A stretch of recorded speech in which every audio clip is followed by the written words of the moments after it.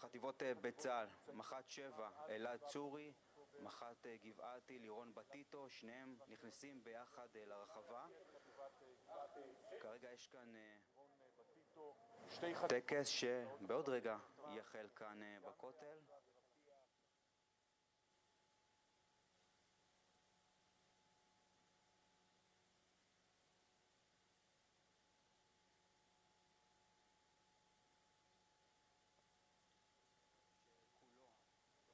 כל אזרח במדינת ישראל מתאחד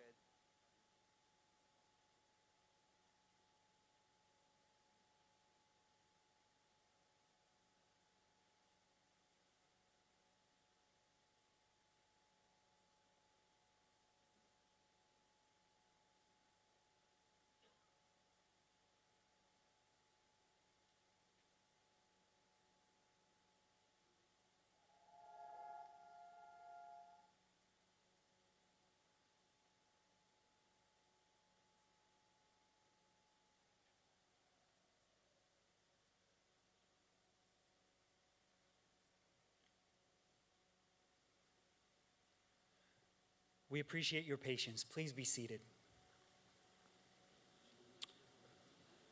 From the Western Wall Plaza in Jerusalem, we broadcasted the beginning of the official state ceremony for the lighting of the memorial candle, which opens the events of the Memorial Day, Tafshin Pei 2025. Thank you.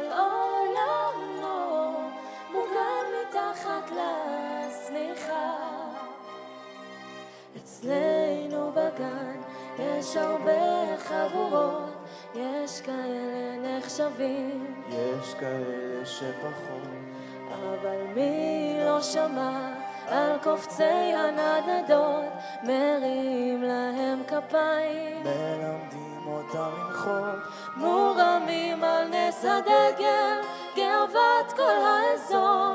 רק לפעמים כשהם קופצים רחוק הם שוכחים לחזור, אז בלילות קרים עם פנס מתחת לשמיכה הם מדברים, והוא מגלה למים בשבילו כל עולמו מוגן מתחת לשמיכה. אצלנו בגן נפרדים בשמחה, כי היום לא ארוך ונפגשים שוב מחר, חוץ מאלה שפתאום לא חוזרים יותר לגן. אמרו לי שהם רק עברו דירה מעבר לענן, אז בלילות קרים עם פנס מתחת לשמיכה הם מדברים, והוא מגלה למים בשבילו, היא בוכה כשהוא מציע לה להיות כל עולמו בערב שלפני המלחמה. אצלנו בגדוד יש המון ילדים, את חלקם אני אוהב, את חלקם אני לא אכיר.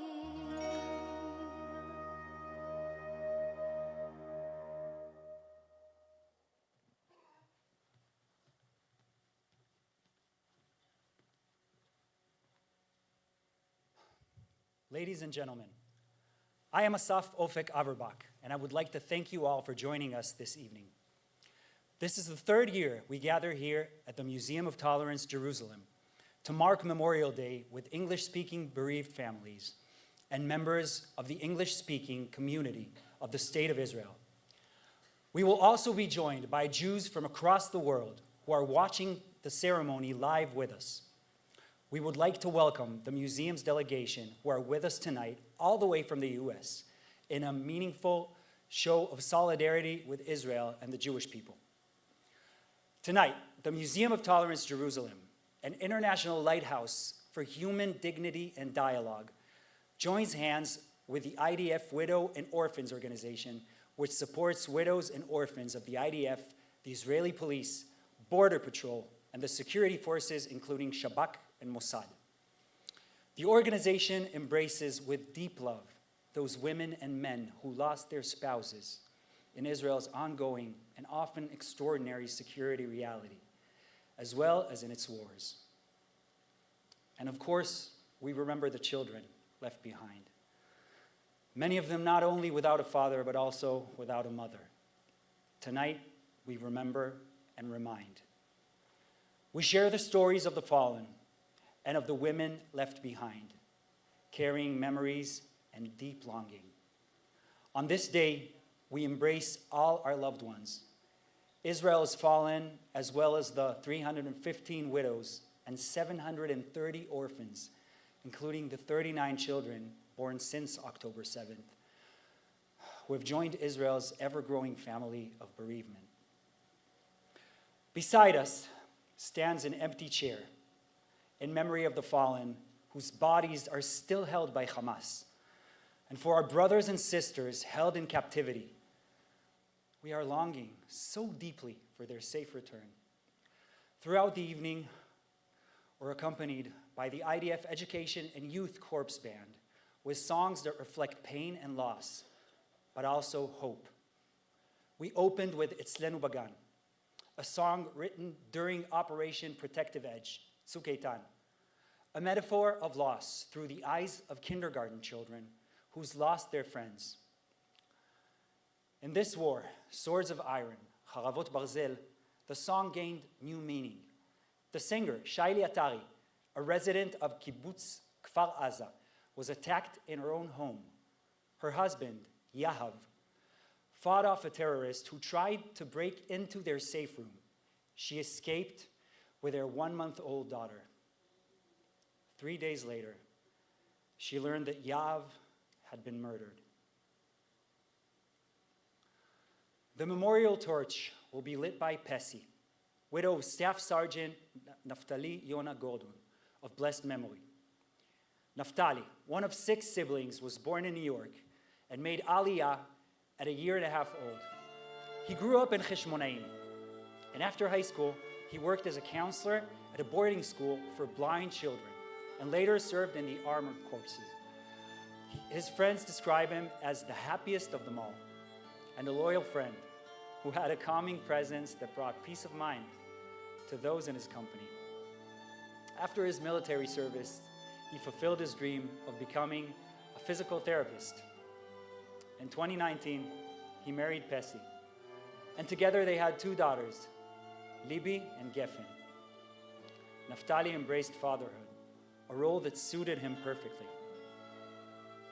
On the morning of Simchat Torah, Naftali volunteered for reserve duty without hesitation, but only after making sure Pessi agreed. For him, the righteousness of the cause was never in doubt. Naftali fell in battle in Sajaiya on the 24th of Kislev, Tafshin Pei Daled, December 7th, 2023. He was 32 years old. He is buried in Mount Herzl. Pessi's sister, Malka Roth, was murdered in the Sbarro restaurant bombing in Jerusalem in 2001. Today, Pessi is accompanied by casualty officer, Lieutenant Colonel in the reserves, Yael Hochman, who has stood by the family side over since the devastating day, every step of the way, with love and unwavering support.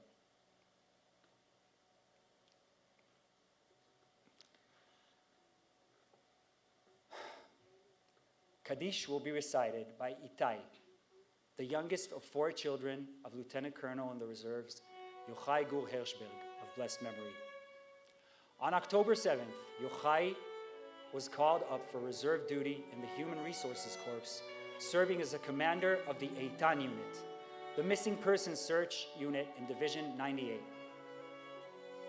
Yochai was the owner of the Philip Farm, near Kiryat Gat, where he continued his father's agricultural tradition, focusing on both farming and tourism.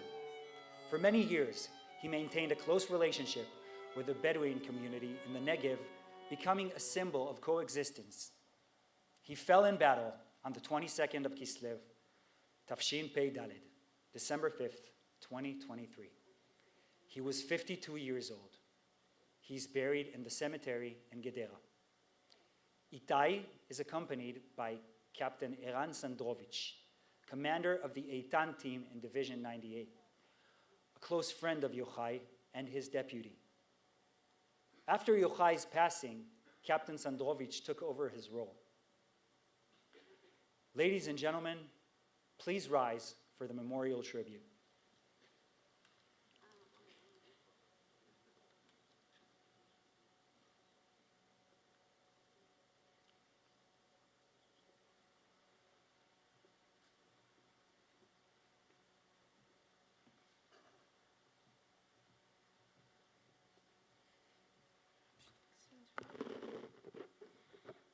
יתגדל ויתקדש שמי רבה, בעלמא דיר ברא חירותה, והמליך מלאכותה, ויצמח פורקנה, ויקרב משיחה, בחייכון ובימכון, ובחיי דכל בית ישראל, בעגלה ובזמן קריב, ואמרו אמן.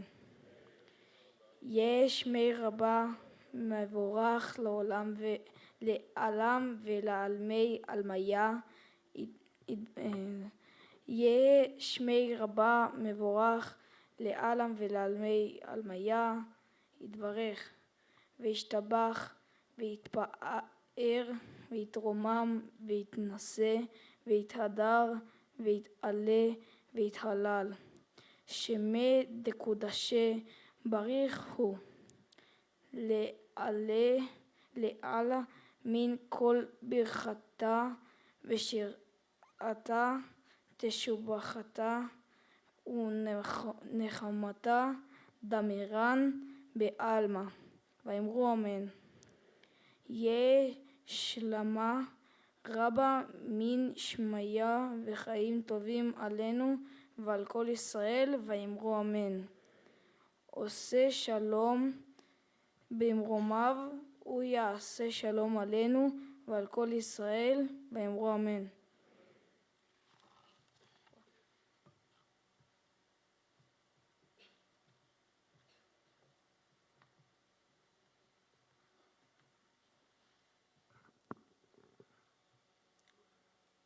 The prayer of El Maleh Rachamim will be recited by the reserve military cantor, Asaf Nagil, a military cantor in reserve duty, father of 2 soldiers, a younger son yet to enlist, and a daughter who served as a combat soldier in an elite unit. Asaf currently serves as a cantor in Miami Beach, Florida.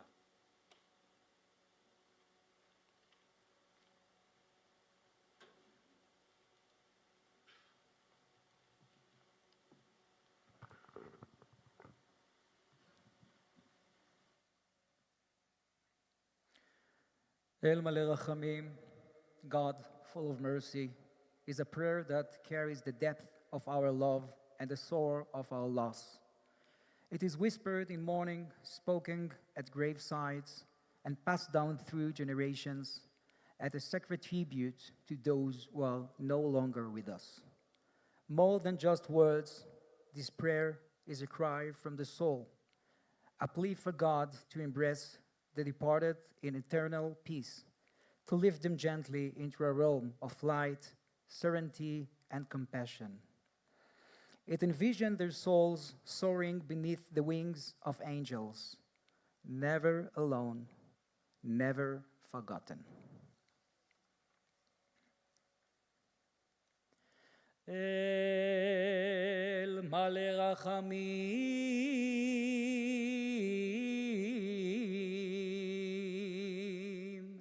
שוכן במרומים, המצא מנוחה נכונה, על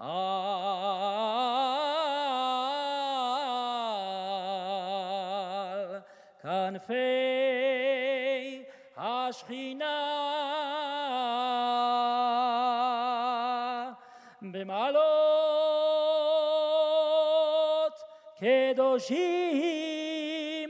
טהורים וגיבורים, כזוהר הרקיע, מאירים ומזהירים, לנשמות חללי מערכות ישראל שנפלו במלחמות ישראל, בפעולות הגנה, תגמול וביטחון, בעת מילוי תפקידם ובעת שירותם, ושחרפו נפשם למות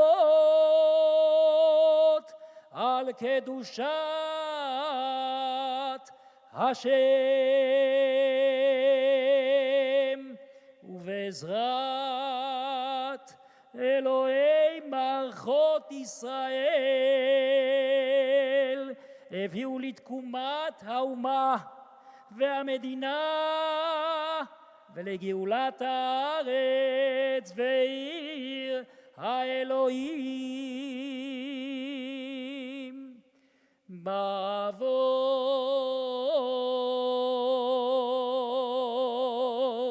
שאנו מתפללים לעילוי נשמותיהם, מגן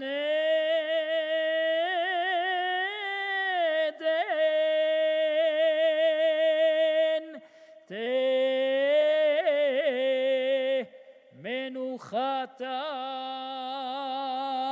מנוחתם. לכן בעל הרחמים יסתירם בסתר כנפיו לעולמים,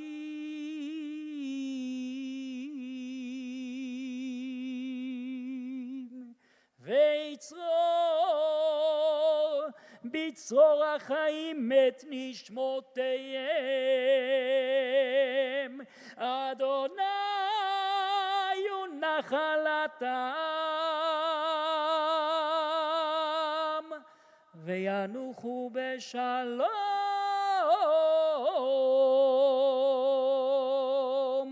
על משכבותם,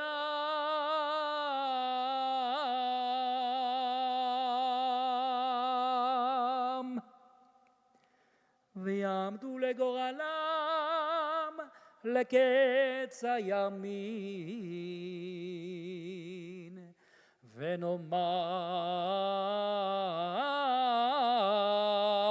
ונאמר אמן.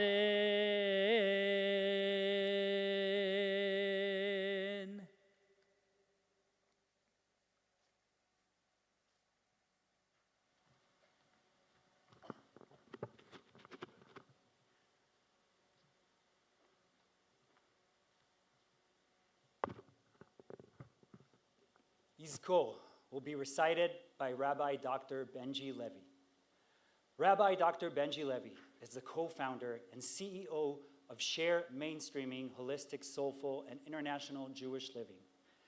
Previously, he was the CEO of Mosaic United, a unique partnership between the State of Israel and philanthropists around the world focused on building Jewish identity, and Dean of Moriah College, one of the largest Jewish schools in the world.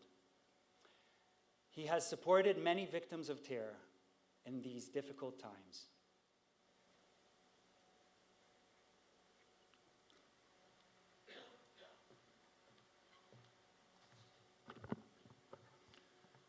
These words to remember the children and the parents, the women and the men, which I'm about to say, is not just a declaration. It's a duty that the IDF Orphans and Widows organization exists to uphold. Let us all take this upon ourselves to not just remember the past, but to build the future together. יזכור עם ישראל את בניו ובנותיו, הנאמנים והאמיצים, חיילי צבא הגנה לישראל, וכל לוחמי המחתרות וחטיבות הלוחמים במערכות העם, וכל אנשי קהילות המודיעין, הביטחון, המשטרה ושירות בתי הסוהר, אשר חירפו נפשם במלחמה על תקומת ישראל, וכל אלה שנרצחו בארץ ומחוצה לה בידי מרצחים מארגוני הטרור. יזכור ישראל ויתברך בזרעו, ויבל על זיו העלומים, וחמדת גבורה, וקדושת הרצון, ומסירות הנפש של הנספים במערכה הכבדה. יהיו חללי מערכות ישראל עטורי הניצחון, חתומים בלב ישראל לדור דור.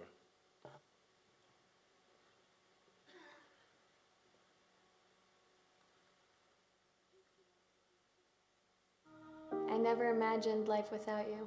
I never imagined sitting on the floor and telling my kids that their dad was killed in war. I never imagined you would leave me this soon. I never imagined my daughters would grow up fatherless from such a young age. I never imagined how many Jewish people from all around the world would come and help. I never imagined that we would only have 1 year together, but that year would strengthen me so much.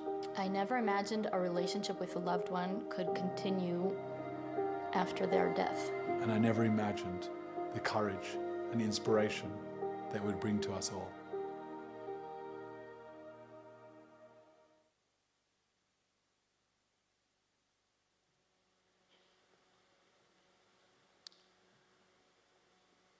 It is my honor to invite the chairman of the Board of Trustees of the Museum of Tolerance. Ladies and gentlemen, Mr. Larry Meisel, please share a few words with us.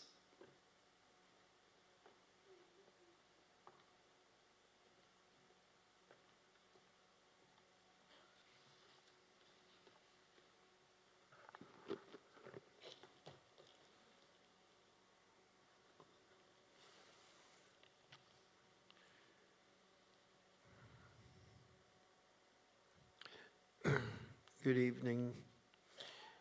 It is a profound honor to welcome you to the Museum of Tolerance, Jerusalem.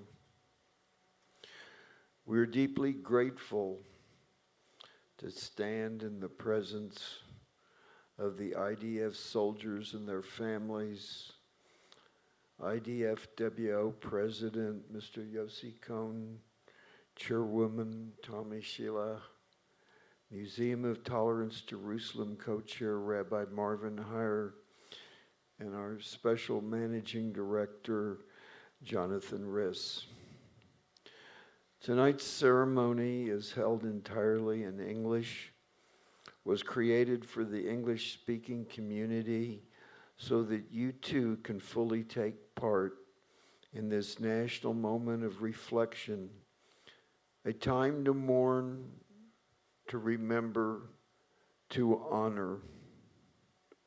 Since September 7th, more than 600 IDF soldiers have given their lives.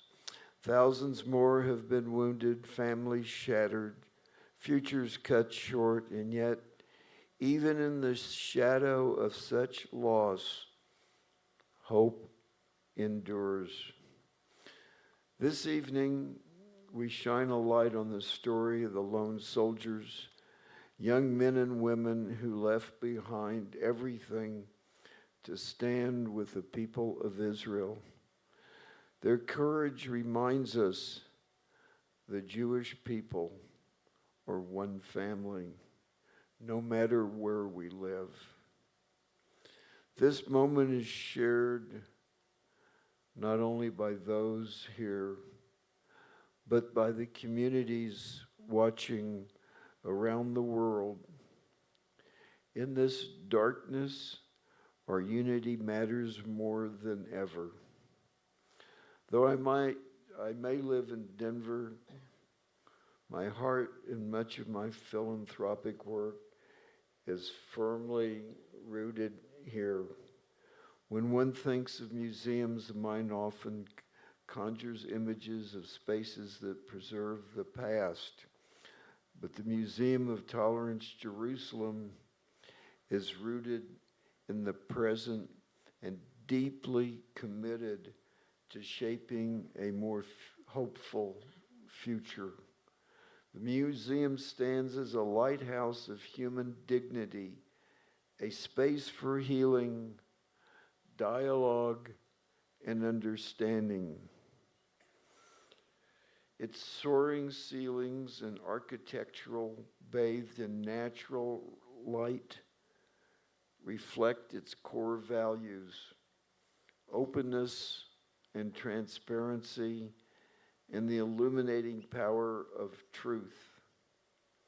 It is the ideal setting for the critical and courageous conversations our society so desperately needs. Our social lab uses cutting-edge technology to challenge bias and help visitors see themselves in the other. Our School for Civic Discourse and School of Leadership prepares a new generation, from teens to commanders, to become bridge builders in a divided world. They are not just programs. They are urgent responses to the fractures in Israeli society and blueprints for healing and resilience. In our flagship exhibit, 0629 From Darkness to Light, curated by our dear partner, Malki Shem Tov, father of the released hostage, Omer Shem Tov, ensures the voices of courageous women from October 7th will never be forgotten. It stands as a beacon in the storm, just like this gathering. So tonight, let us carry forward the memory of the fallen, not only in silence, but in purpose. Let us turn our sorrow into unity and our unity into strength. May their memories be a blessing, and may the future we build together be one of peace. Thank you.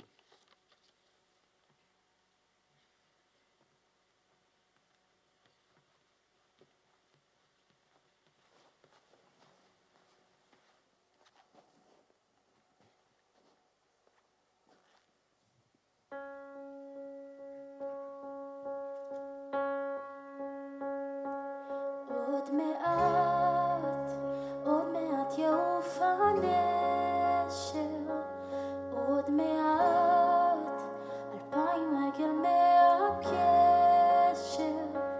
וכמעט הוא מגיע אליך.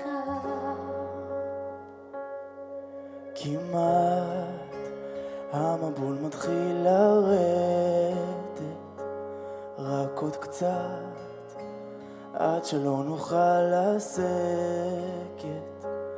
וכמעט הוא נוגע גם בנו כמו זכר נשכח, והריח שלו אני כמעט כבר בטוח, אני כמעט כבר לא.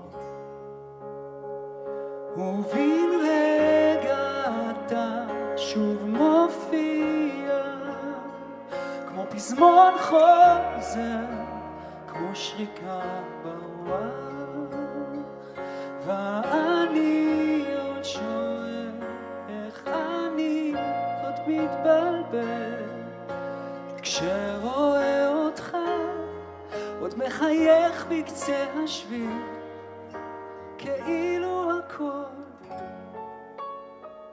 כרגיל.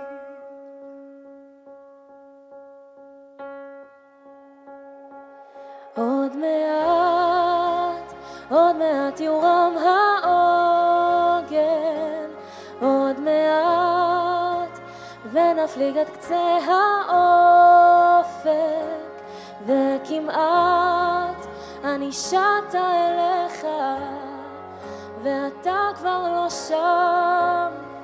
הכחול מתערפל והלב מתקפל, ולרגע אחד אתה קרוב.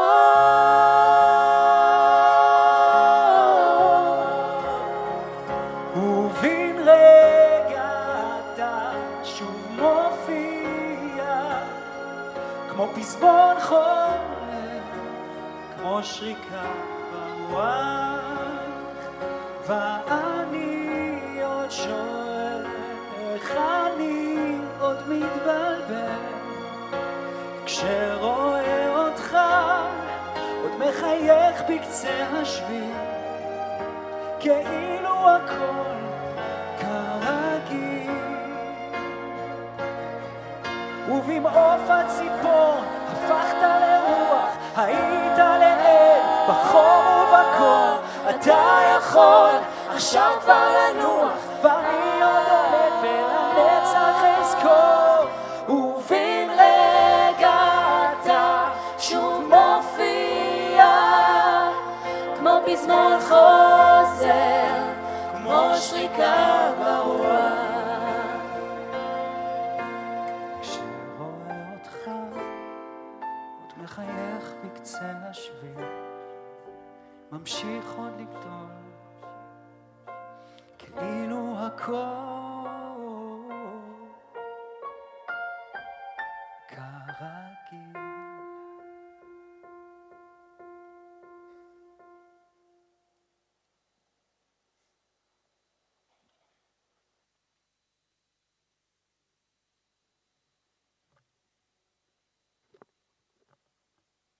I would like to thank the IDF Education and Youth Corps Band for joining me to sing my song, Kimat.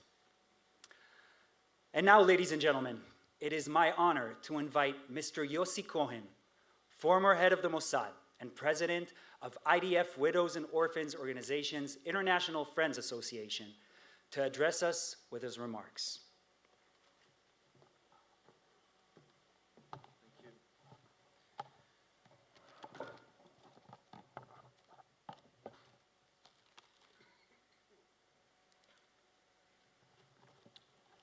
Mr. Larry Meisel, Chairman of the Board of the Trustees of the Museum of Tolerance in Jerusalem, Jonathan Rees, Managing Director of the Museum, Ambassador Dani Danon, Israel's Permanent Representative to the United Nations, Rabbi Marvin Heyer, Founder and CEO and President of the Simon Wiesenthal Center, Zehava Gross-Meidan, the new Chairwoman of the IDF Widows and Orphans Organization, and my dear friend Shlomi Nachumson, who is the CEO of the organization, dear families, dear friends.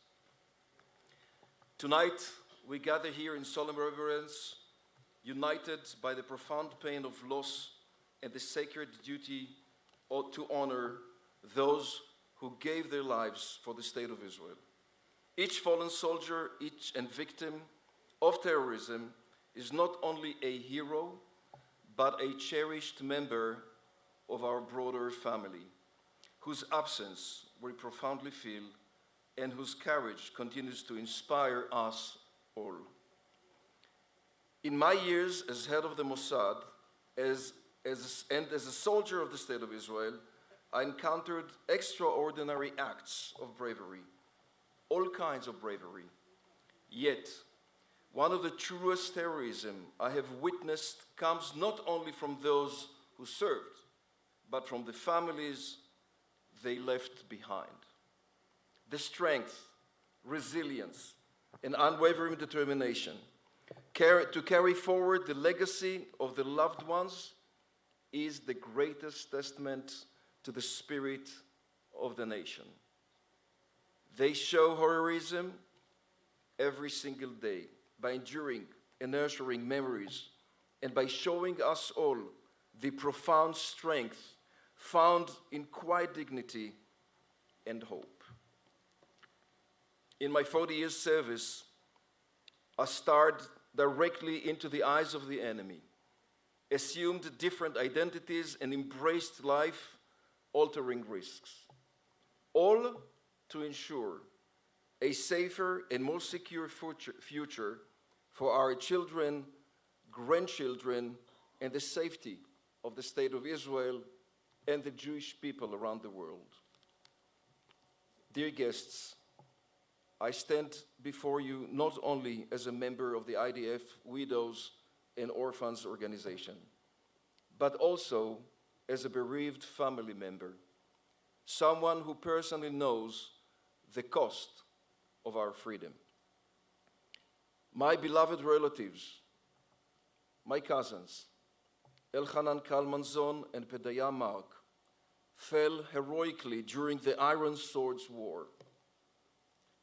Elchanan, who had served honorably for many years within Israel's intelligence services, was killed while volunteering as a civilian to confront Hamas terrorists during the brutal attack on Kibbutz Be'eri. Pedaya, a courageous fighter in the Giv'ati reconnaissance unit, fell during a fierce battle in Gaza, fighting with unwavering loyalty to his comrades and with a heart full of love of his people and homeland. Elchanan and Pedaya, Zichronam Livracha, were not only warriors, they were vibrant individuals filled with dreams and hope. Their loss is deeply personal, but the legacy belongs to the entire nation. This past year only, 319 of our finest men and women have fallen. 85 new widows and 163 new orphans have joined the ever-growing circle of grief. These numbers are not just statistics. They represent shattered families, broken futures, and hearts that will never fully heal. Each one deserves not only our remembrance, but our ongoing support as well. At the IDF Widows and Orphans organizations, we are committed to standing by these families who must carry on despite unimaginable sorrow. Through emotional, medical, financial support, and more, we offer not only assistance, but an unwavering promise: you are not alone. I would like to take a moment to express my deepest gratitude to our chairwoman Zehava Gross-Meidan and to our CEO Shlomi Nachumson for their steadfast leadership, compassion, and tireless devotion. Their dedication ensures that the memory of our fallen is honored not only in words, but through meaningful action every single day.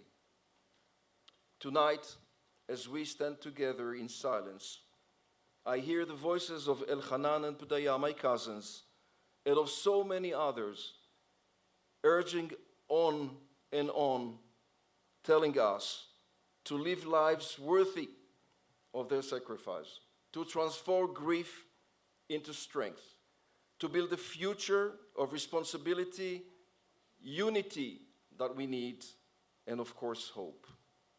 In their honor and in the honor of all our fallen heroes, we reaffirm our commitment to cherish life, to defend it and to certify it. Yet, and especially when we gather here in Remembrance Day, we must not forget that the threats to the State of Israel have not ceased. Our enemies still seek to harm us, and chief among them is the Iranian regime, a government that openly calls for our destruction, fuels terrorism and terror across the region, and trying to purchase and to pursue nuclear capabilities. The Iranian threat is not just a strategic challenge. It is a moral one as well. It is the test of our unity, nationally and internationally. Our resilience and our unwavering determination to defend our people and homeland. The State of Israel must do everything in its power, diplomatically, politically, and if necessarily, operationally, to ensure that Iran never acquires nuclear weapons. Such weapons would pose an existential threat to our nation, our people, and the very future of the Jewish state. Just as our fallen stood bravely against danger, so too must we stand resolute against those who threaten the very existence of our nation. Ladies and gentlemen, tonight, as we honor the memory of those who have fallen, we cannot ignore the painful reality that continues to weigh on our hearts. 59 of our beloved ones remain held hostage by cruel hands of Hamas, a brutal terror organization. The national mission to bring them home swiftly and safely must remain at the forefront of our collective conscience. We owe it to them, to their families, and to the very values for which our fallen heroes sacrificed their lives. In the same spirit, we extend our heartfelt gratitude and admiration to the soldiers and commanders of the IDF and other security forces who tirelessly defend our homeland and protect our citizens day and night, often at great personal risk. Their courage and unwavering commitment are a living testament to the strength of our people and the hope for our future. May their memory and the memory of all Israel's fallen be a blessing and a guiding light for us all. Yehi Zecher HaNoflim Baruch.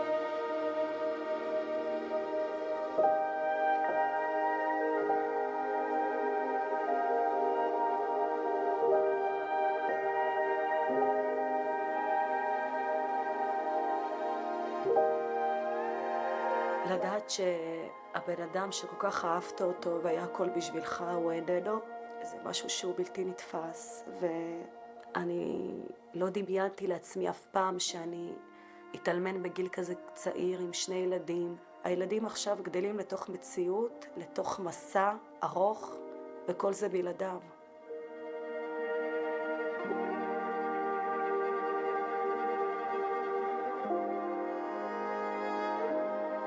הייתי קוראת לחיבוקים שלו חיבוק דוב.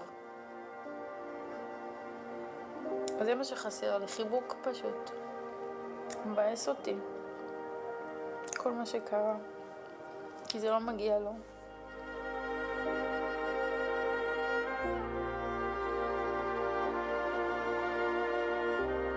I think now, after he died, he's still with me, in my heart. All the experiences I feel, he sees this, and he's doing it with me. כל החיים קרסו בשנייה. התחילו חיים חדשים לגמרי, שצריך ללמוד לחיות אותם.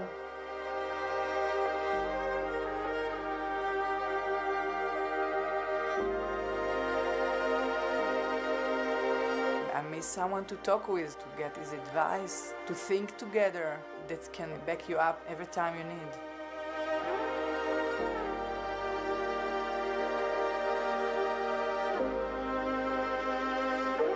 אני חושבת עליו כל הזמן, שהוא כל הזמן איתי ושהוא שומר עליי.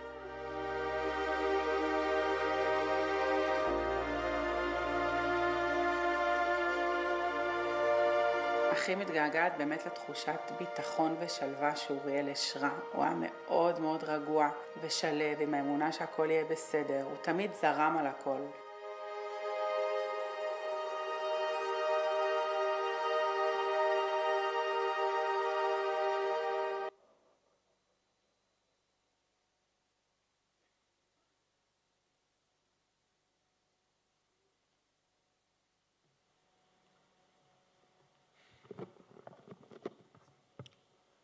I would now like to invite 2 remarkable women to join me.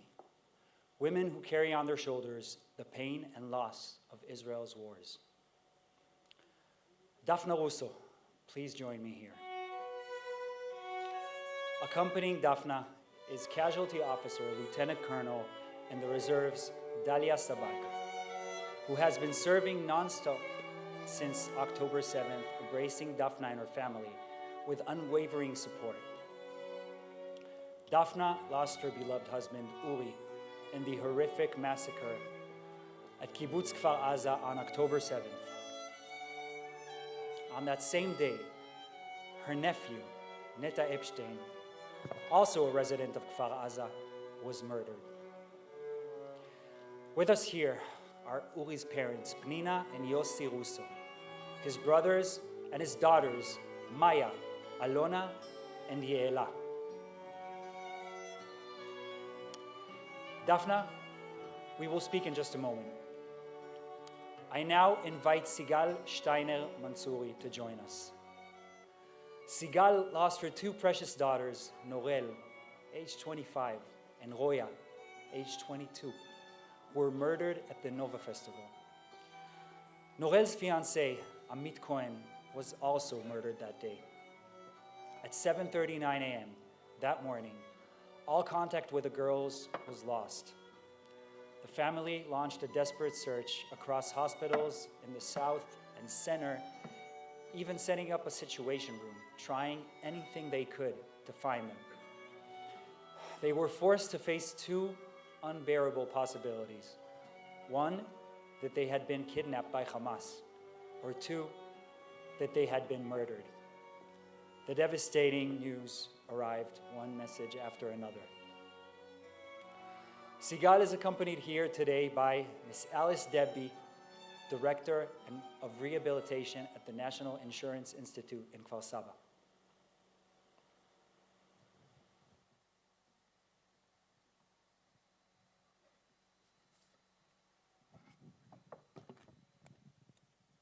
Hi, thank you for joining us. Thank you for joining us. October 7th, that terrible day. Where were you when it all began? Daphna. Daphna. Daphna. home. We live on Kfar Aza. I was born and raised on Kfar Aza. We were woken up by terrible sounds of Tzeva Adom and shooting, some Arabic. And that's when it all began. What happened next? Uri and me joined the girls in the safe room in our house. Uri stayed with us for maybe 2 minutes. He serves in the combat unit on the kibbutz. 2 minutes later, we hear the door close, and the girls ask me, "Is Dad gone?" And I said, "No, Dad doesn't go without saying goodbye." And that was the last we heard of him. You want to share with us your experience as well? I don't want to, but I here can I am. imagine. So the night before, it was Friday night, Simchat Torah, we had a lovely dinner together, and the kids were very excited to go to the Nova Festival. We actually were very, very excited since Norel and Amit announced that they are planning to get married this summer, actually, 2025. We had a toast l'chaim for them, and we felt that a lot of good things ahead of us. They left to the festival very excited, accompanied by my nephew Gal. They arrived after 1 a.m. and texted us that it's all good. And then the morning after, at 6:30 a.m., we woke up to the war sirens like many others in Israel. And we reached out to the girls immediately. They told us that they are trying to escape from the festival site. And they managed to get in a car, Norel, Roya, and Amit, with Gal, my nephew, and Noah, Norel's friend. Both of them are survivors from the same bomb shelter. And around 7 a.m., they were in the bomb shelter already. And we later learned that around 40 minutes after, the terrorists started a massive shooting attack, throwing grenades in the shelter, trying to burn the migunit, the bomb shelter, from the inside. At 7:39, we lost contact. The communication went silent, and we actually we have been thrown into a very cruel journey. I can only imagine what you're going through. Dafna, Uri fought for your home. Already at 6:50 a.m. All right, okay. Thank you. Already at 6:50 a.m., on his way to help a family whose house had been infiltrated by terrorists, he managed to eliminate 6 of them. Is there somehow a measure of comfort in that bravery for you? I know why I chose Uri. I guess that's some of the reasons. I'm not surprised of his bravery. Uri is a very strong and capable man. I'm happy for him to have this story of bravery. Comfort? No, not so much.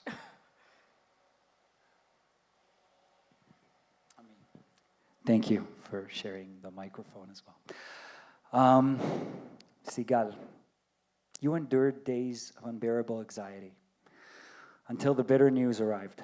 The second devastating message came during your very first week of mourning. Is that true? Could you tell us a little bit about that? Just let us share that moment with you, feel a little bit of what you felt.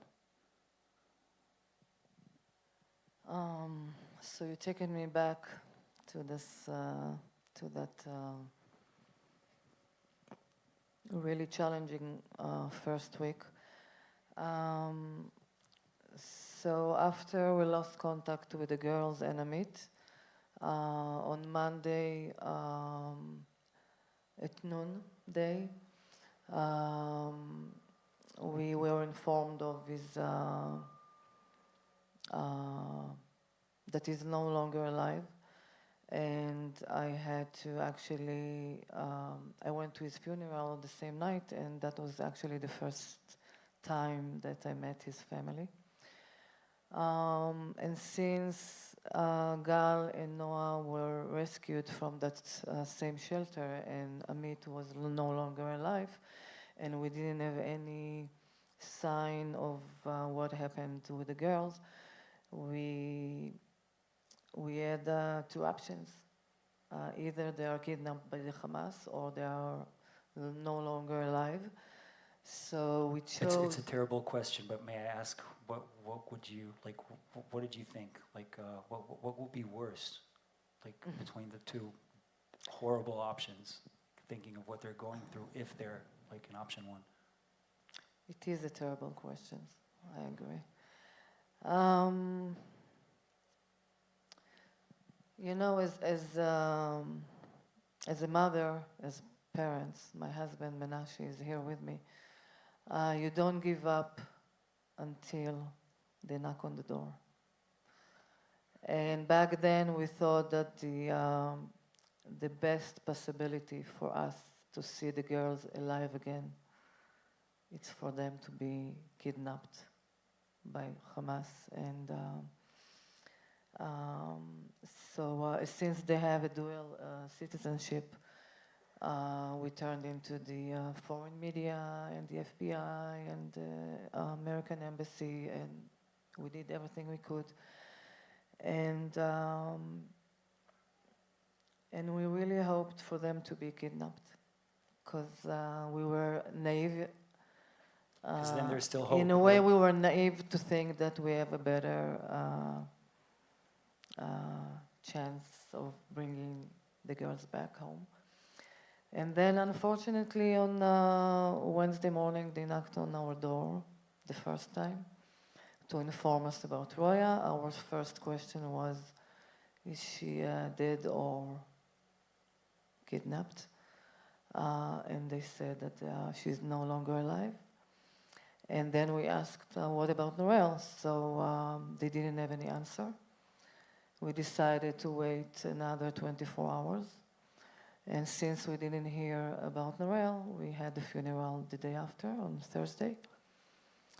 And then while having a Zoom call with more American families, with the participation of former President Joe Biden, they knocked on our door again to inform us that Noel has been found dead. I mean, the pain is immense, unthinkable. How do you keep on going? Like, how do you hold on to the memories, make sure they don't slip away? What do you do to keep them? I keep myself on the run all the time. That's good. I'm just, first of all, I made a decision, or if I can say, I chose to be on a mission of telling the story of October 7th, so nobody will ever dare to forget. To spread my wonderful three legacy, and to spread their light, to fulfill their dreams, and when I'm doing all that, it's giving me a strength to keep on going. And most importantly, I have my son here with me, Shai. He's almost 16. And in a very young age, he has been thrown into this cruel journey, and he's amazing. And his name is Shai, and in Hebrew it means a gift, and he's truly a gift to us. And Shai deserves a mother and father that are able to take care of him. And we all three of us have to find a way to keep us as a family, even though our family, unfortunately, cut to half. We used to sit around the table, all six of us. The last 4 years, Amit joined our family, and now we are only three. And it's That's where you feel it the most, like. Exactly, and this is why we don't sit around the table anymore. The table is covered with pictures, and it's more of like memorial table. But Shai understands, and is my pride, is my hope, right? Is my everything. Guess you'll do something instead. Have to find a new ritual to go on. What is one memory that stays with you, Dafna, and never lets go? Well, living on the kibbutz, we have lots of memories, for sure. And I was thinking, when I read the question, I said to myself that it hurts that there's no dreams, there's no place, there's no room for dreams anymore because he's gone. But one very strong memory of us as a family, every morning we take the three girls to the bus station together with our dog. And we just go, we say hi to everybody on the kibbutz, everybody we know. It's a nice stroll in the morning. And after they go on the bus, Uri and I always hold hands with the dog, and then that's how we start our day. Yep, nice memory. So nice. Okay, today we won't speak of blame or responsibility, but please tell us, where do you find the strength to rise each morning? Where do you find the hope to move forward? That's a question for either one of you, whoever wants to answer. I want to say my girls, but it's not all on them. They have their own life to live, and they're going to live a good one, I'm sure. I think it's something inside, and also maybe for Uri's sake, so he knows that we're okay, we're going to be fine. Although sometimes I feel it's not fair that we should be fine because everything has been destroyed for us. So I guess some days are better, some days are worse, and we just do the best that we can.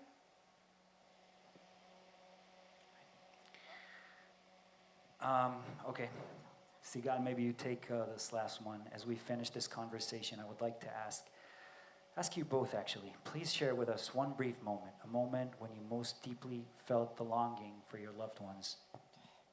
It's not so one it will be another way to know Uri and Norel and Roya a little more closely. It's a tough question. We miss him every day, every minute. I can't think of something specific. But as we sit in a table, Friday dinner. Sigal? Same. It's really difficult to just pick up one memory or a single moment. But for us, Fridays were the most magical ones. Every Friday we used to gather together to welcome Shabbat. We used to, each one of us had a role of something, and we used to cook together. Roya Menashe was in charge of the music. Roya was in charge of the wine. Each one of us had his own role. Amit was with me, actually cooking, and we sat around the table, doing the kiddush, and we felt like, the luckiest family. And the girls' friends used to stop by, say Shabbat Shalom, and they still do, and I'm truly thankful for that. They are like our kids still. And and just to feel the house alive. I miss that a lot. You know, full of life and music and friends and, you know, and sitting at the balcony. Our balcony is a very special spot in the house. And the most important decisions or dilemmas are being taken in that balcony. And to sit there with the friends, with the girls' friends on a Friday afternoon, right before Shabbat, it's like, it feels almost like the girls are about to get inside, and it's really tough. Thank you, Daphna Russo. Thank you, Sigal Steiner Mansouri. You're an inspiration, really. Thank you for sharing with me, with all of us, your pain, your memories. Now, after hearing your voices, everyone here becomes a partner in carrying the memory. And maybe, just maybe, this is a small measure of comfort in that. Thank you again so much. Thank you.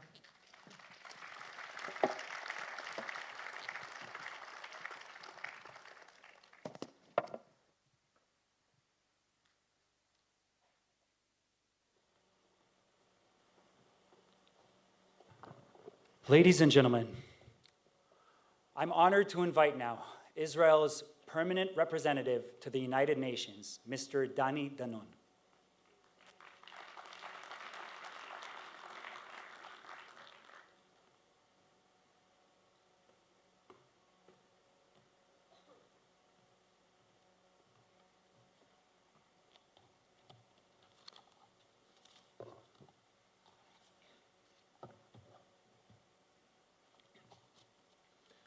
Chairman of the Board of the Museum of Tolerance, Larry Meisel, former head of Mossad, Yossi Cohen, founder of the Simon Wiesenthal Center, Rabbi Hayer, distinguished UN ambassadors, Zehava, Shlomi, dear families.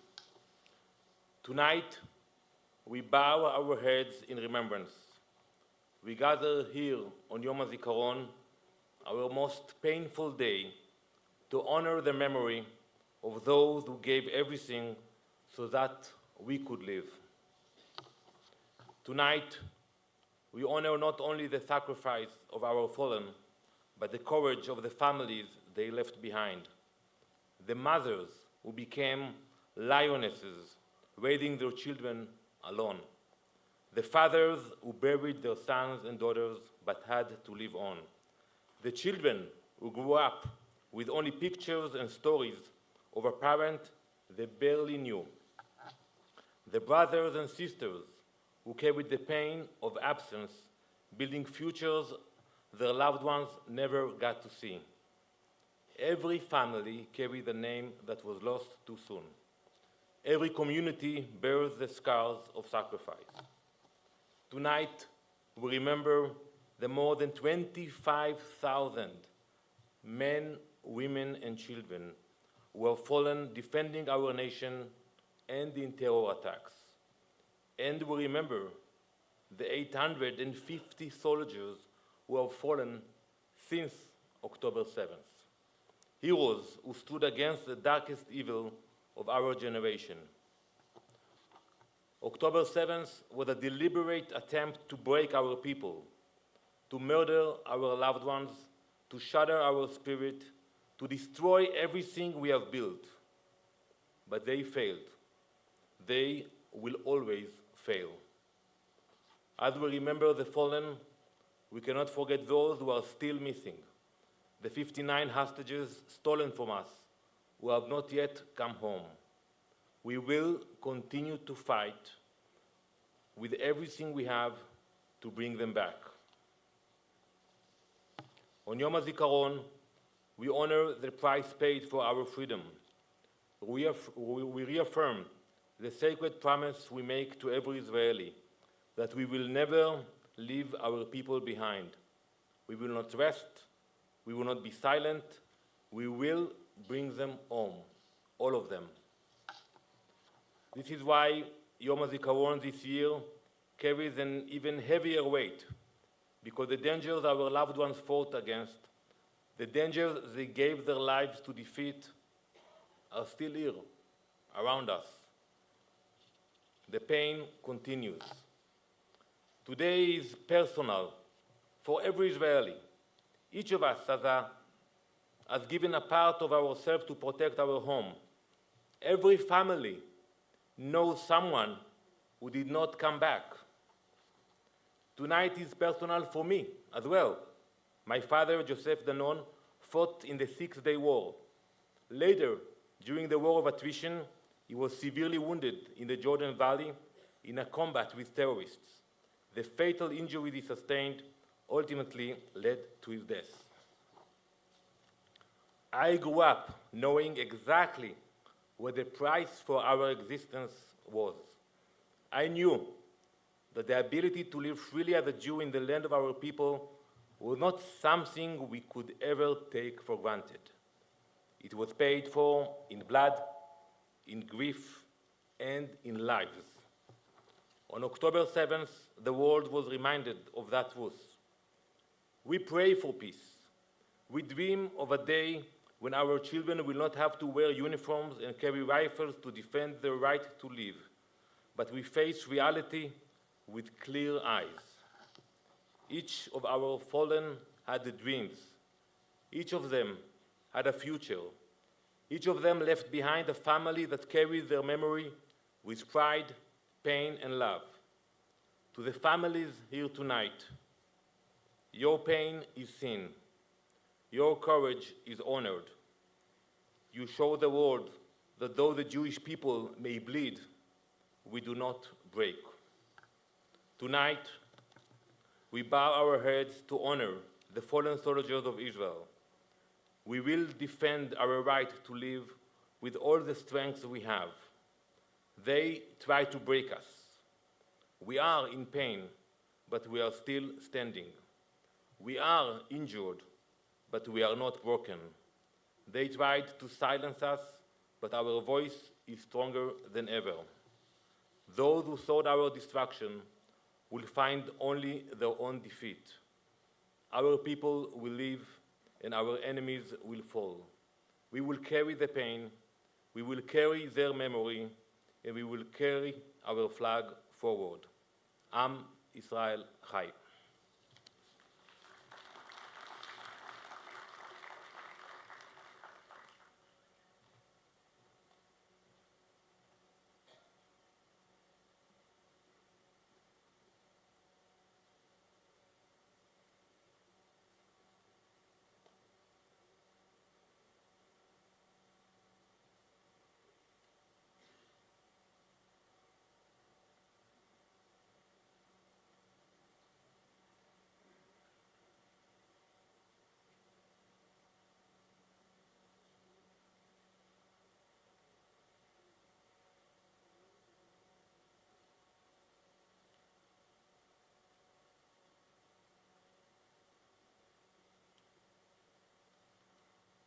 In the wake of the devastating events of October 7, 2023, the IDF Widows and Orphans organization launched the Letzidech program, an urgent and compassionate response to support 39 young women who were widowed while pregnant in the Sword of Iron War.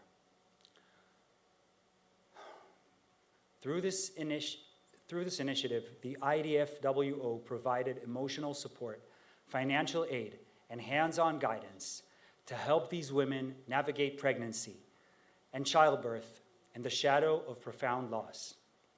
We now invite you to watch a moving video featuring 4 of these courageous women and meet their newborn babies, children who will grow up without their fathers, learning about them only through stories and photographs.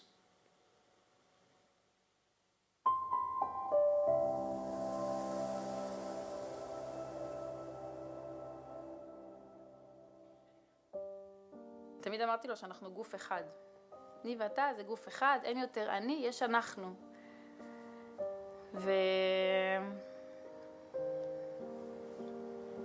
ועכשיו אני חצי.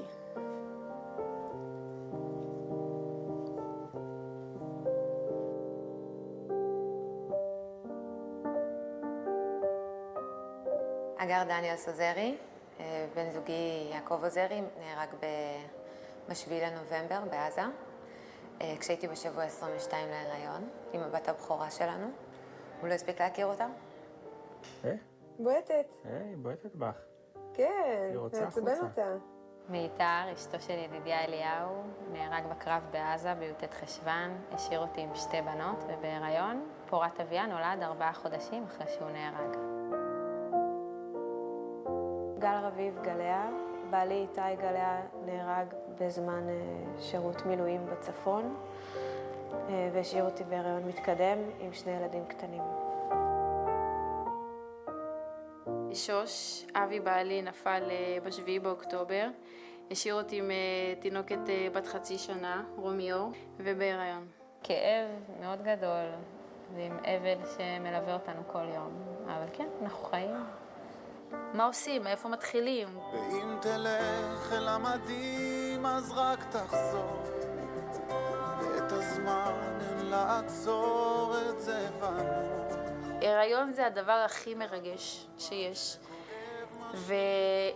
והריון, כמו שאני עברתי, הריון בתור אלמנה, זה הדבר הכי קשה שיש. ואני מאוד שמחה שהכרתי את ארגון אלמנות ויתומי צה"ל. אמרו לי כבר בשבעה שיש את המעטפת הזאת של תוכנית לצידך, ושיש מילדות שמצוותים לך ללידה. את לא לבד. את לא תלדי את הילד הזה לבד. פשוט היו איתי. הם פשוט עזרו לי גם לעבור תהליך של איך יולדים לבד, וטכנית אני לא ילדתי לבד, כי הייתי איתם. הם פשוט היו מדהימות ואור. כאילו ציוותו לי מילדות מדהימות ורגישות ומקצועיות. אני רוצה שהבת שלי תצא ותראה רק פנים של אנשים שאוהבים אותה וחיכו לה כל כך. אז הם פשוט זרמו עם הכל, והם היו באמת ברגישות כזאת. הייתה לי לידה מדהימה שהייתה יכולה להיות מושלמת אם רק הוא היה שם. אבל כאילו בהתחשב בנסיבות, אז זה היה הכי טוב שהיה יכול להיות. את החיבור הזה, זה התוכנית לצידך עשתה. וגם הליווי אחר כך. זה מאוד ריגש אותי, שהם באו עם מתנות לילדה. מענקים של עזרה בטיפול. מענקים שמקבלים במהלך ההיריון, לברית וכל מה שמסביב, שזה מאוד עזר לי. מענקים בשביל לקנות דברים לתינוק. למרות שאתה מרגיש הכי לבד בעולם, ואיך אני אעשה את זה, יש מישהו שרואה רגע מה את צריכה. את צריכה לקנות לו בגדים? הנה, נעזור לך. את צריכה מילדות? נביא לך. את צריכה תמיכה? נעזור, כאילו. אנחנו רואים אותך. ועשו עיסוי תינוקות, והנקה, וכאילו כל מה שהייתי צריכה, הם כל כך היו שם בשבילי להכל. הרגשתי הכי עטופה, והכי אהובה, והכי בטוחה. מאוד מאוד חשוב ומאוד עוזר. טוב שהם היו לצידי בכל הדרך הזאת. תודה רבה לארגון אלמנות ויתומי צה"ל על כל העזרה. על הבירור מה צריך, על הראייה של הצרכים שאתה עוד לא יודע שאתה צריך אותם, ועל הליווי והחיוך והנכונות להיות שם. תודה. אתה רוצה גם להגיד תודה? בזכות התוכנית לצידך. כן, זה מדהים בעיניי.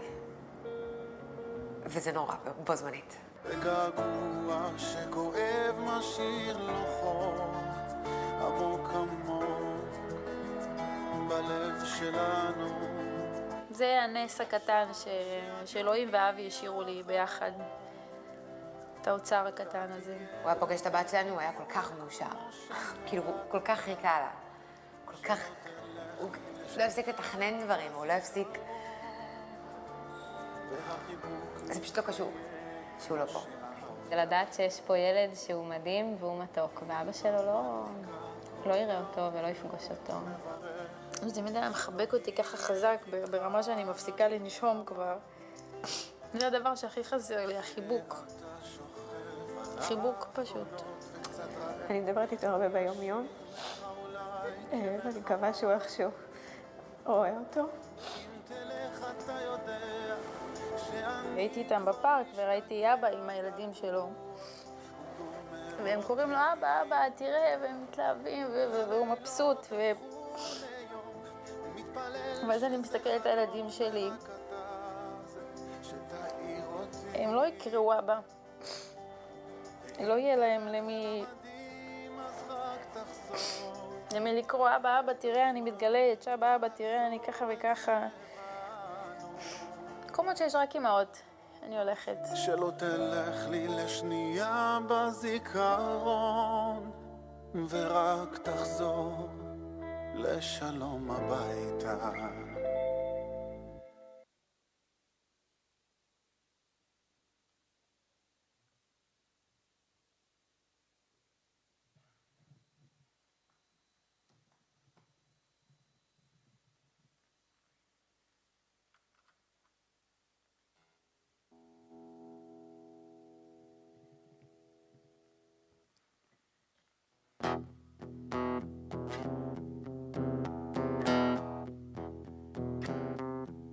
כבר ערב, האופק אדום ויגע, אתה בוודאי לא יודע, אתה בוודאי לא שומע, שהערב ערב חג.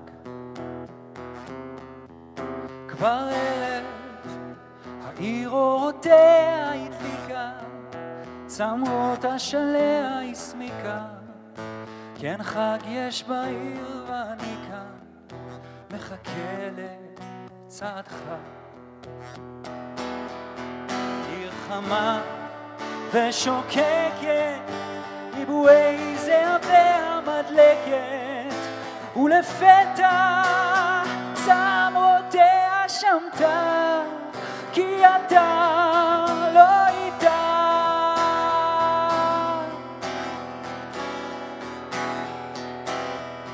שוב ערב, סביב זיקוקים וירח, שתים על העיר ושמע, אולי רק אתה יודע מה קרה כאן ומתי.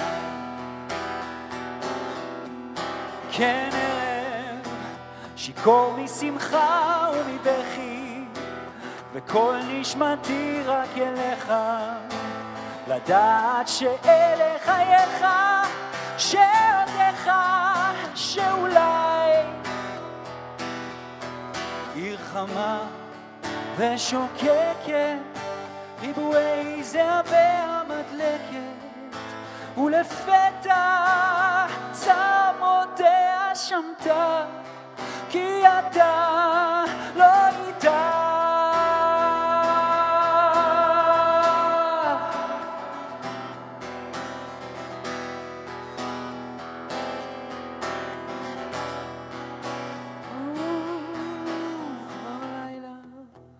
העיר נרדמה על בניה, בקרן ירח דומע, תלוי על קלונס מתנועע, נעם רוח אך השכול. כן לילה, השקט עגול ורוגע, שלם ועמוק ויודע את כל הדברים, כי עיניה של העיר אומרות הכל.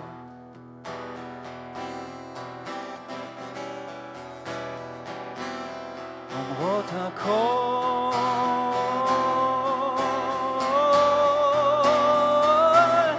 אומרות הכל,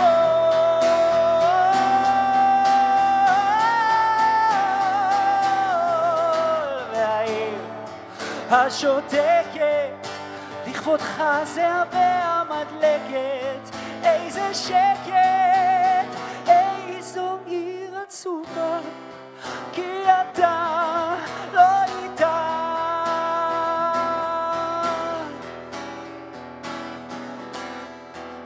כבר ערב, האופק אדום ויגע, אתה בוודאי לא יודע, אתה בוודאי לא שומע, שהערב ערב חג.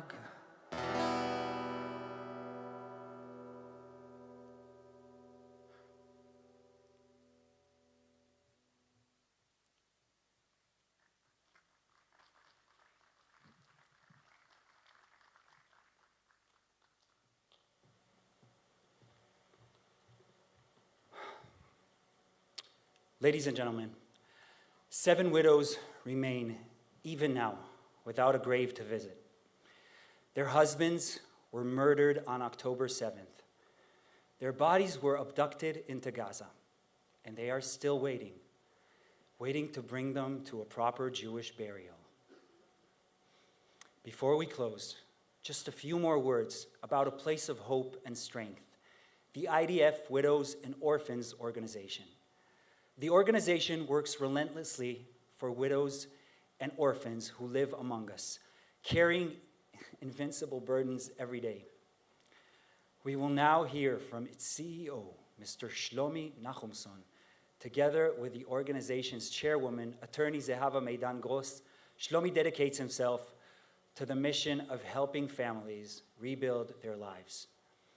When the ceremonies end, when the speeches fade, and when life seems to move on, they stay. They remain with open arms and open hearts, walking alongside the widows and orphans as they face each day, helping them carry the heavy weight of loss and finding with them new ways to live and remember.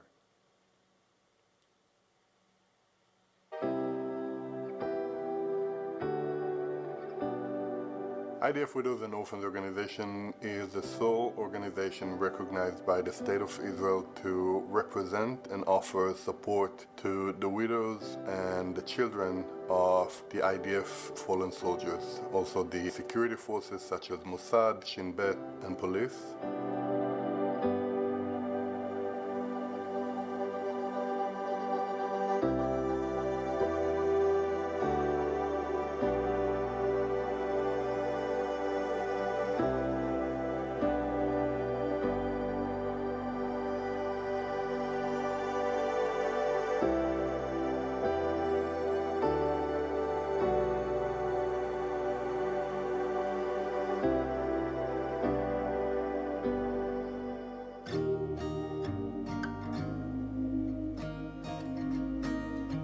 לא קל לגדול בתור תום צה"ל. בסוף זה מקום שמחזיק אותי. אני לא יודעת מה הייתי עושה בלי עוצמה. כל אחד כאילו עוזר לשני לצאת מהטראומה שהוא חווה.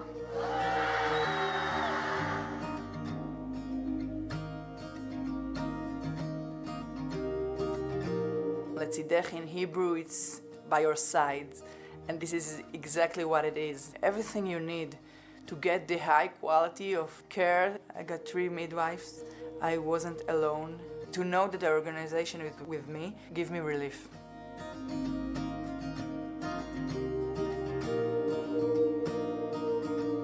אתם צמחתם מתוך הקושי, למדתם לגדול מתוך הכאב, ואתם לכן לא רק מתבגרים, אתם גם מתגברים. וכל אחד ואחד מכם גיבור וגיבורה בזכות עצמם. ואני ממש, ממש גאה בכם. ארגון אלמנות ויתומי צה"ל נותן לי את התחושה שאני לא לבד. שיש מישהו פה שדואג, שמחבק, שמפנק, שמתעניין, שבא ואומר לך, אנחנו איתך בזה. זו תחושה שנותנת הרבה מאוד כוח. It's some kind of family, of community. וזה מעודד לדעת שיש את המעטפת הזאת, ואם יקרה משהו, אם נצטרך משהו, יש לנו למי לפנות. אני מרגישה כמו משפחה איתם. אני מרגישה הכי חופשי לשתף, להציף, לדבר. זה מחנה משותף, ששם אתה יכול לפרוק. ואני מאוד שמחה שהכרתי את ארגון אלמנות ויתומי צה"ל. כל התמיכה והעזרה, זה לא מובן מאליו. באמת כל פעם שאנחנו מגיעות לאירועים של ארגון אלמנות ויתומי צה"ל, קודם כל באמת יש בזה שנייה לנשום אוויר. באמצע הטירוף של החיים והכאב היומיומי. האירועים האלה זה באמת הפלטפורמה שמאפשרת לנו לפגוש אחת את השנייה, שאני חושבת שזה הדבר שהוא בעיקר מעל הכל. כאילו פה אנחנו באמת יכולות להיפגש, יכולות לדבר, יכולות לחוות את הדבר הזה ביחד. אני חושבת שהחיבור הזה של השכול הוא מאוד מאוד חשוב. יש משהו נורא קל בחברות הזאת, שפשוט מאפשר ונותן את המקום בנחת, ברוגע, בתוך כל הצער הזה. מבחינתי זה עוגן מאוד מאוד חזק. זה מלאכים שעובדים ימים כלילות בשביל ליצור מעטפת לי, לילדים שלי, וכמובן לכל המשפחות שלצערי נפלו באסון הזה.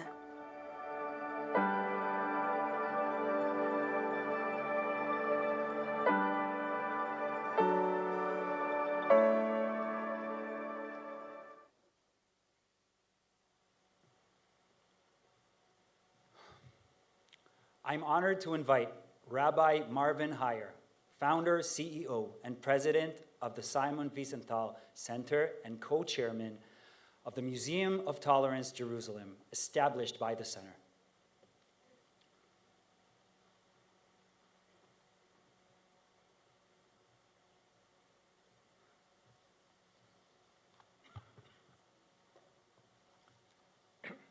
This evening, we've gathered at the Museum of Tolerance, Jerusalem, on Yom HAZIKARON, to honor the sacred memory of fallen soldiers and victims of terrors.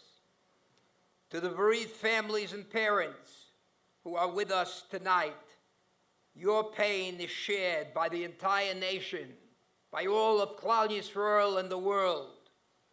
We are here not only to remember your sons and daughters, but to reaffirm what their lives stood for, the defense of Am Yisrael and the right of the Jewish people to live in peace and freedom in our land. In the face of such profound sacrifice, we often turn to the language of our tradition for meaning. Just recently, we celebrated Pesach, recounting the exodus from Mitzrayim, from Egypt, the birth of our people. And yet, as I'll reflect tonight, the Haggadah omits the name of the man who led that redemption. Moshe Rabbeinu's name is not in the Haggadah. Why is that central figure absent?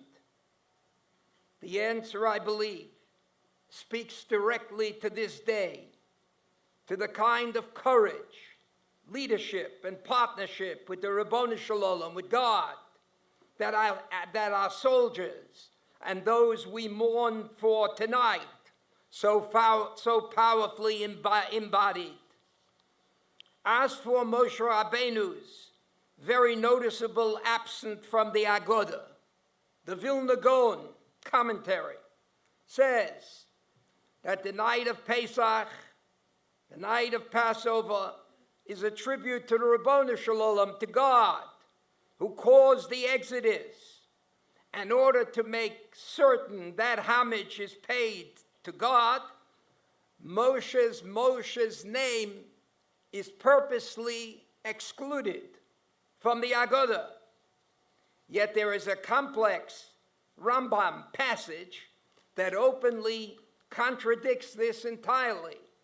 In the 7th parak of Hilchos Pesach, he says like this: according to the knowledge of the Son, so must the Father instruct him. For example, if his son is a minor or simplistic and not clever, he should say to him, my son, we would all be slaves. But on the night of Passover, God redeemed all of us from bondage to freedom in a new world. But if his son is knowledgeable and wise, then he should inform him of the Egyptians and the miracles that were done for us through Moshe Rabbeinu in Egypt, all in accordance with the intelligence of the Son. We see clearly from this Rambam that intelligent people should be told the whole story of the Exodus, with particular emphasis on the miracles of Moshe Rabbeinu. But how could the Rambam possibly say that when we all know that the name of Moshe Rabbeinu, the greatest Jew of all time, is totally excluded from the Passover Haggadah? Let us take, for example, Yetzias Mitzrayim. How long the Ribono Shel Olam toyed with the Pharaoh, with Paro. Now let's compare this, for example, to D-Day, when General Eisenhower arrived in London, and in late December 1943, what does he do? He begins working on a plan for the immediate invasion of Europe. on June 6th. A mere 6 months later, a massive invasion forces involving 5,000 ships and 500,000 men are deposited in the Normandy coast. Yet the story of Yetzias Mitzrayim, under the direct command of the Ribono Shel Olam himself, takes better part than an entire year for the very first plagues, including Kriyas Yamsuf. Yes, once when we were in Jordan visiting King Hussein, we all of a sudden saw him in a car. Saw him in a car, his car was going 150 kilometers, disobeying all traffic regulations. The reason is quite obvious. Kings can do as they please. How much more so if the Ribono Shel Olam wanted to take on the Egyptian Pharaoh? Such a war would be over even before you could say the word war, if the Ribono Shel Olam was in total charge. The answer is, our redemption story as described goes according to man's clock. HaChodesh Hazeh Lochem. And the reason for all of this is the Ribono Shel Olam's insistence. The Ribono Shel Olam says, I don't want to run this world alone. Therefore, he created man to be God's partner in order to govern the planet. That's why he appears to Moshe Rabbeinu in the burning bush in the first place. For lack of a better description, the burning bush episode was really a job interview where the Ribono Shel Olam calls out to Moshe, Moshe, and he hires Moshe Rabbeinu to be the chief operating officer, whose responsibility would be the daily operations of Knesset Yisrael. Yes, says the Ribono Shel Olam, you can still refer to me as the chairman of the board, but our relationship should not be the one in which I do all the work. You need to do the work here on the planet, not the Ribono Shel Olam. The Almighty wants real shutfim, partners, who are engaged in the total human agenda, from the economy to foreign affairs, who will pursue peace, and who will do everything to prevent wars. Shutfim, clever enough to repudiate the despots of the world, the terrorists of the world, Yemach Shemo v'zichram. Shutfim in the forefront of medicine and science. Who cures the sick today? The Ribono Shel Olam relies, rightfully so, on doctors, on people who are out there trying to help us. And how can we participate in helping educate the non-religious? How do we alleviate poverty?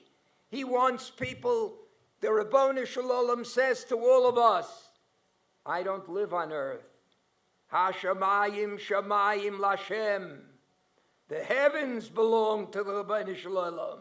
The Oretz Nosan Livnei Adam. You're in charge here. The heavens are the domain of God, but the earth was given to man. Such partners never diminish the chairman's role. Such partners should complement the chairman's role every single time. And that is what the Rambam says in his commentary on Hilchos Pesach. When you retell the story of the Exodus to your son, he makes the following clarification. That if you are dealing with a child who has no maturity and who might find such a distinction too confusing, then keep it simple and straight with him. Tell him that the redemption of Egypt was caused entirely by the Ribono Shel Olam himself. But if your son possesses wisdom and some sophistication and maturity, let him in on the whole story, says the Rambam. Tell him the truth. Tell him that we are God's partners. Tell him about the central role played by Moshe Rabbeinu and the great miracles that Moshe Rabbeinu made possible in the whole episode of Yetzias Mitzrayim. You have to take the responsibility for what is happening on the world. L'sakin olam b'malchus Shaddai.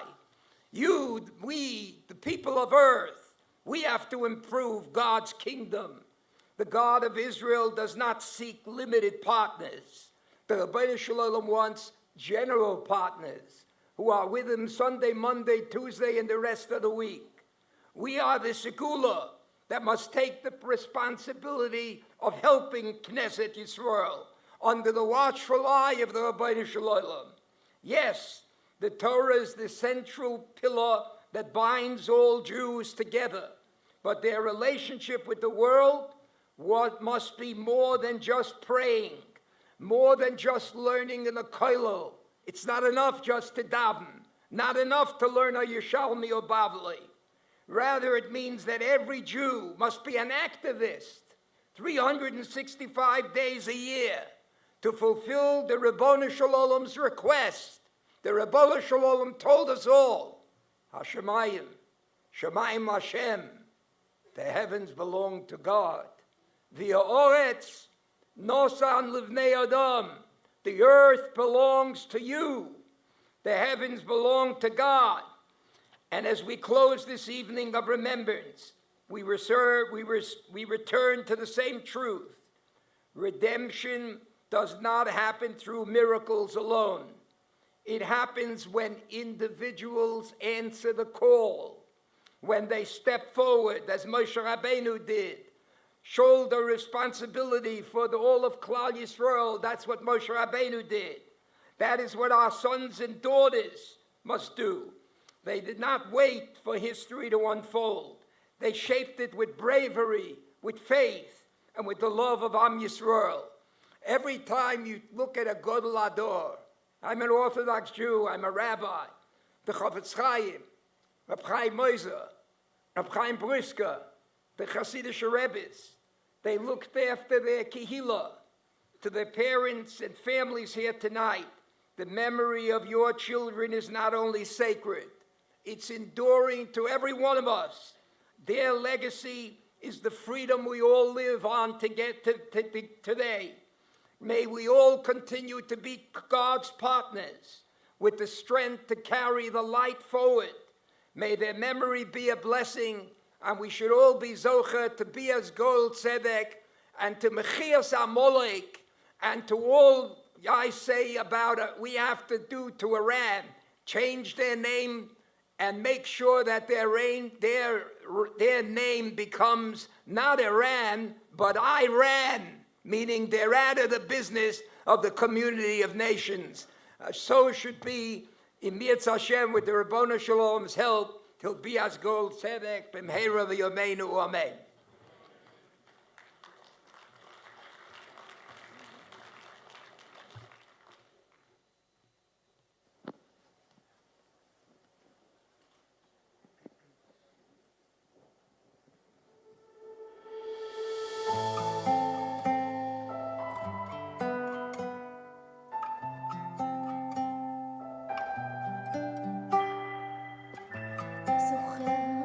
כשהיינו עוד קטנים, היינו מסתתרים מאחורי חציר. סלי עגבניות ורוח של אוקטובר שורקת באוויר. אבנים בנעליים, חיוך על הפנים, פרחים בשיער. עבדה הדרך אל הכפר, הדרך בה רציתי לשוב בחזרה. שדה הקרב יהפוך לשיבולים, עוד תראה שנחזור ונגדל פה ילדים. שדה הקרב יהפוך לשיבולים, אנשים יפים ימשיכו לרקוד על השבילים, יכתבו כאן עוד שירים ואלפי כלניות יכסו את הכתבים.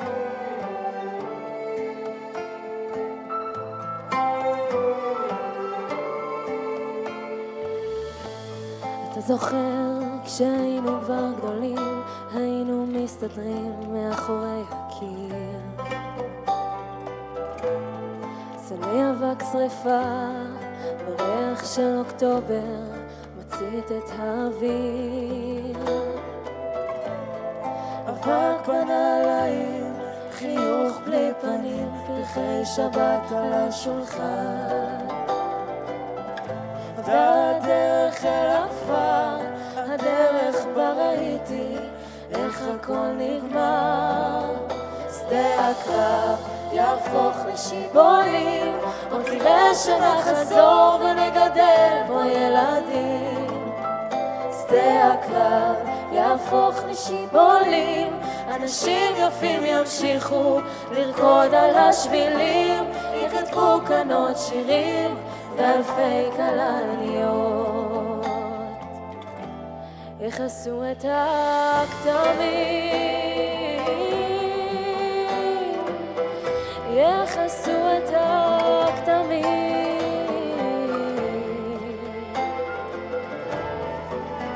שדה הקרב יהפוך לשיבולים, זירי תקווה ינביטו יטפסו אל הגבהים. שדה הקרב יהפוך לשיבולים, אנשים יפים ימשיכו לרקוד במרחבים, יכתבו כאן עוד ספרים ואלפי כלניות יכסו את השנים ואלפי כלניות יכסו את השנים.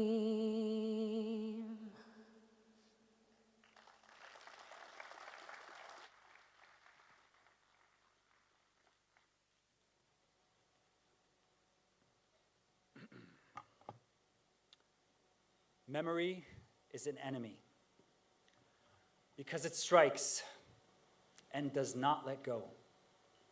And in this regard, one can never defeat it because it comes unexpectedly.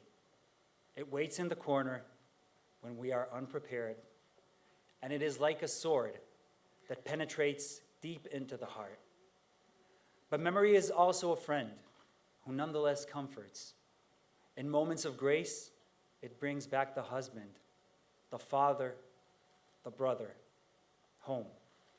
It gives moments of life to the frozen pictures resting on the shelf or on the piano. It essentially says, yes, he is gone, but he is here, and here he will stay. He is dead, but every story he brings up says he lives. Yes, he lives a different life, but he lives within us. And it is more accurate to say none of them are dead. They are voids. They live within us in another reality. They left a huge void, and they, like stars that shine and fade, float in that endless space. And truly, they have no end. Memory has no end.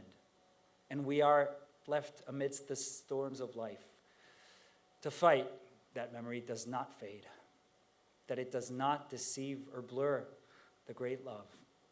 So yes, memory lives, and we will fight for it to remain alive. This is our mission. This is the mission our loved ones left us. Written by Iziman. And we will remember, ladies and gentlemen. Please rise to sing together Hatikva.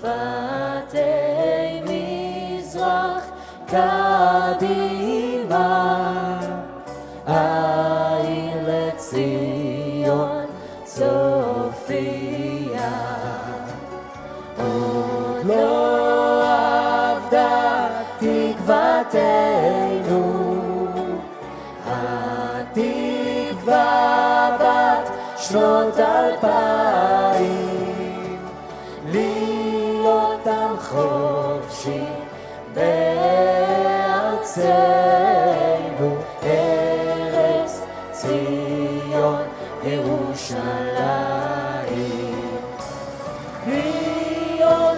חופשי בארצנו, ארץ ציון וירושלים.